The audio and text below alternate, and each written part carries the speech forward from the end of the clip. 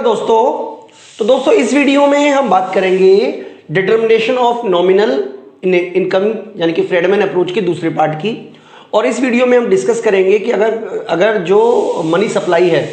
उसमें एक्सपेंशन होता है तो शॉर्ट रन और लॉन्ग रन में किस तरीके से इम्प्लीकेशन होगा पूरी की पूरी इकोनॉमी में। खासतौर पे हम बात करेंगे नेशनल इनकम और प्राइस लेवल पे, इन पे क्या इम्पैक्ट पड़ेगा वो सारा का सारा हम इस वीडियो के थ्रू समझने की पूरी कोशिश करेंगे बच्चों इस वीडियो के साथ। तो देखिए, सबसे पहले तो आप ये मान के चलिए कि जो हमारी मनी सप्लाई है, मनी सप्लाई की वजह से जो हमारा एग्रीगेट डिमांड है इनिशियली वो ये वाला है, जिसको कि हम नाम दे देते हैं AD0। ठीक है, मान लीजिए कि इस केस में जो मनी सप्लाई है वो 4000 है, हम ये मान के चल रहे हैं। और ये हमारा जो है ये शॉर्ट रन एग्रीगेट सप्लाई है, शॉर्ट रन आप SAC बोल देते हैं, शॉर्ट रन एग्रीगेट सप्लाई, जिसकी वजह से ये वाला जो पॉइंट है यहाँ पे इकोनॉमी इक्विलिब्रियम में है, जिसको कि हम बोल रहे हैं मैक्रो इकोनॉमिक्स इक्विलिब्रियम, जिसको हम GDP का लेवल जो है वो V0 है और जो कीमत स्तर है वो P0 है।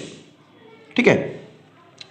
अब मान लीजिए कि जो इकोनॉमी है नेचुरल रेट ऑफ मतलब जो फुल एम्प्लॉयमेंट का लेवल है, अगर फुल एम्प्लॉयमेंट का लेवल होता है, ठीक है, तो हम ऐसे मान रहे हैं, तो इस लेवल पे हमें YF मिलेगा, यानी कि एक तरीके से ये हमारा लॉन्ग रन का इम्प्लीकेशन होगा। तो जो मॉनेटरिस्ट इकोनॉमिस्ट हैं, जो फ्रेडमैन विचारधारा के समर्थक अर्थशास्त्री हैं, उनका ये मानना है कि आप कुछ मत करो, इकोनॉमी को फ्री छोड़ दो, क्योंकि देखिए ये वाला जो गैप है, यानी कि इकोनॉमी जो अपने फुल एम्प्लॉयमेंट लेवल से कम पे काम कर रही है,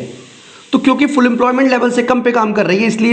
इसको कहेंगे रिसेशनरी गैप, रिसेशन कहेंगे। ठीक है, रिसेशन की स्थिति में क्या होता है कि रिसेशन की स्थिति में जो डिमांड है वो कम होती है, तो जो डिमांड कम होने की वजह से फैक्टर इनपुट की भी डिमांड कम होती है। मेरा मतलब ये है कि ना केवल गुड्स की डिमांड कम होगी बल्कि फैक्टर की भी डिमांड कम होगी, तो डेफिनेटली जो फैक्टर प्राइस है वो गिरेगा, जिसकी वजह से जो हमारा SAS है यानी कि शॉर्ट रन एग्रीगेट सप्लाई है वो राइटवर्ड शिफ्ट करेगा, और तब तक राइटवर्ड शिफ्ट करता रहेगा जब तक कि इक्विलिब्रियम लेवल अचीव ना हो जाए। ठीक है, SAS यहां पे हमारा अचीव हो जाएगा, लेकिन इस प्रक्रिया में देखो बहुत समय लगेगा, मतलब E0 से आप E1 पे आ तो जाओगे, लेकिन इस प्रक्रिया में बहुत समय लगेगा, क्योंकि जब आप फ्री मार्केट इकोनॉमी में छोड़ दोगे, मतलब आप कहोगे कि रिसेशन है तो रिसेशन ही रहे, रिसेशन को दूर करने के लिए लेबर अपने आप सस्ता हो जाएगा, इनपुट अपने आप सस्ते हो जाएंगे, जिसकी वजह से जो उत्पादन है धीरे धीरे वो बढ़ेगा, लेकिन इस प्रक्रिया में बहुत लंबा समय लगेगा। तो जो मौद्रिक अर्थशास्त्री हैं, जो जो जो जो फ्रीडमैन के विचारधारा के समर्थक हैं, उनका ये मानना था कि हमें क्या करना चाहिए, हमें अपनी मनी सप्लाई को बढ़ा देना चाहिए। तो मनी सप्लाई अगर आप बढ़ाते हो, मान लीजिए 4000 से 5000 करते हो, तो जैसे आप 4000 से 5000 करोगे, जो आपका एग्रीगेट डिमांड है वो बढ़ जाएगा। एग्रीगेट डिमांड बढ़ने के बाद अब ये हमारा AD1 हो गया, जिसकी वजह से ये जो है ना ये 5000 पे हुआ, यानी कि इस केस में जो मनी सप्लाई है वो 5000 है। तो इसकी वजह से क्या हुआ है कि इकोनॉमी जो है वो फुल एम्प्लॉयमेंट के लेवल को कह सकते हो, या कह सकते हो कि आप उस लेवल को अचीव कर लेगी जो इकोनॉमी में डिजायर्ड है, यानी कि इस लेवल पे YF पे आ जाएगा। ठीक है, यानी कि हमारा ये वाला जो हिस्सा है, ये एग्रीगेट डिमांड ऊपर की तरफ जाने के लिए हमें क्या करना पड़ेगा, मनी सप्लाई को बढ़ाना पड़ेगा, मनी सप्लाई को बढ़ाना पड़ेगा। यानी कि जो हमारे मौद्रिक अर्थशास्त्री हैं उनका ये मानना था, मॉनेटरिस्ट इकोनॉमिस्ट का, कि अगर कभी रिसेशनरी गैप होता है, अगर कभी अनएम्प्लॉयमेंट है, अगर कभी देश में बेरोजगारी है, तो उस समस्या को दूर करने के लिए आप मनी सप्लाई को बढ़ा दो। मनी सप्लाई बढ़ने से, क्योंकि मनी की डिमांड मनी की सप्लाई से कम हो जाएगी, मनी सप्लाई ज़्यादा हो जाएगी तो लोग ज़्यादा खर्चा करेंगे, ज़्यादा खर्चा करने से जो एग्रीगेट डिमांड है वो बढ़ेगी, और इससे कीमतें भी बढ़ेगी और GDP भी बढ़ेगा, यानी कि ओवरऑल नॉमिनल GDP जो है वो ज़्यादा मात्रा में मिलेगा। तो ये तो बच्चों शॉर्ट रन अप्रोच हुई। अब लॉन्ग रन में क्या होता है, भाई एक बार वो भी देख लेते हैं। देखिए, सबसे पहले हम ये मान के चल रहे हैं कि लॉन्ग रन में इसका क्या इंप्लीकेशन होगा। हम फिर से वही डायग्राम दोबारा से बना लेते हैं समझाने के लिए आप बच्चों को, कि ये हमारा एग्रीगेट डिमांड है। ठीक है, ये मान लीजिए हमारा एग्रीगेट सप्लाई है,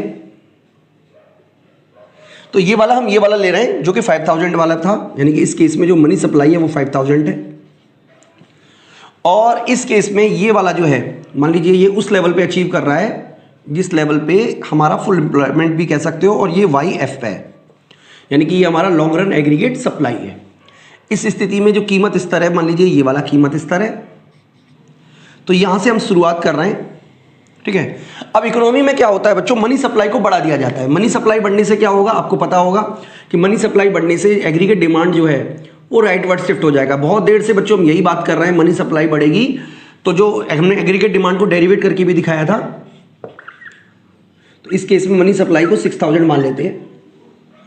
तो मनी सप्लाई बढ़ने से क्या हुआ, देखिए यहां पर हम पहुंच गए, इस पॉइंट को हम E0 कह रहे थे, इसको E2 बोल रहे थे, तो चलिए मैं इसको E2 ही लिख देता हूं, और ये हमारा E3 हो गया। अब आप इस लेवल पे देखेंगे तो आपका जो लेवल ऑफ जीडीपी है वो ज़्यादा हो गया, यानी कि आपका जो पोटेंशियल लेवल है उससे भी ज़्यादा हो गया, और कीमत स्तर भी बढ़ गया। लेकिन इस स्थिति को आप क्या कहोगे, इस स्थिति को कहोगे बूम कहोगे, इन्फ्लेशन कहोगे, आप जो मर्जी कह लो, ठीक है। इस स्थिति में क्या होगा, क्योंकि महंगाई बढ़ रही है, क्योंकि बूम है, क्योंकि डिमांड ज़्यादा है, ठीक है, इस केस में जो इनपुट प्राइस है वो भी बढ़ेगा, लेबर भी महंगा होगा, बाकी के फैक्टर ऑफ प्रोडक्शन भी महंगे होंगे। इसकी वजह से क्या होगा बच्चों, एक तरीके से सप्लाई में भी शॉक आएगा, यानी कि ये जो SAS है 1, ये आपको कह सकते हो कि आपकी ये बाईं ओर खिसक जाएगा, और ये हो जाएगा हमारा SAS 2, जिसकी वजह से फिर से देखिए कीमतें जो हैं वो बढ़ जाएंगी लॉन्ग रन में, लेकिन जो जीडीपी का लेवल है वो वापस इसी जगह पे आ जाएगा। यानी कि अगर हम समराइज करें तो जो फ्रीडमैन अप्रोच है, यानी कि जो मुद्रावादी अप्रोच है, जो मॉनेटरी अप्रोच है, उनका ये मानना है कि शॉर्ट रन में अगर आप इन्फ्लेशन है, अगर शॉर्ट रन में अगर रिसेशन है, अगर मंदी है, अगर बेरोजगारी है, तो उस केस में हम क्या कर सकते हैं, मनी सप्लाई को बढ़ाकर एग्रीगेट डिमांड को बढ़ा सकते हैं, ठीक है। ये उनका मानना था, यानी कि शॉर्ट रन में अगर आप मनी सप्लाई को बढ़ाते हो तो एग्रीगेट डिमांड राइटवर्ड चला जाएगा, जिससे इन्फ्लेशन जैसी समस्या का सामना किया जा सकता है। लेकिन लॉन्ग रन में यह काम नहीं करेगा, क्योंकि लॉन्ग रन में जब आप इन्फ्लेशनरी प्रेशर आ जाएगा इकोनॉमी में, तो इनपुट प्राइस भी बढ़ते हैं, इनपुट प्राइस बढ़ने की वजह से जो कीमतें हैं वो बढ़ेगी, लेकिन जो जीडीपी का लेवल है वो गिर जाएगा। तो बच्चों ये है पूरा का पूरा टॉपिक। मैं उम्मीद करता हूं कि आपको ये जो कंसेप्ट है ये अच्छी तरीके से समझ में आ गया होगा बच्चों। इसके अलावा हम एक चैप्टर और बनाने वाले हैं, जिसमें हम आपको केन्जियन जो अप्रोच है और जो मॉनेटरी इकोनॉमिक्स की जो अप्रोचेज हैं, ठीक है, उनमें डिफरेंस करा के देंगे। हम आपको बताएंगे किस तरीके से दोनों अप्रोच एक दूसरे से अलग हैं। इस वीडियो में इतना ही बच्चों, थैंक यू।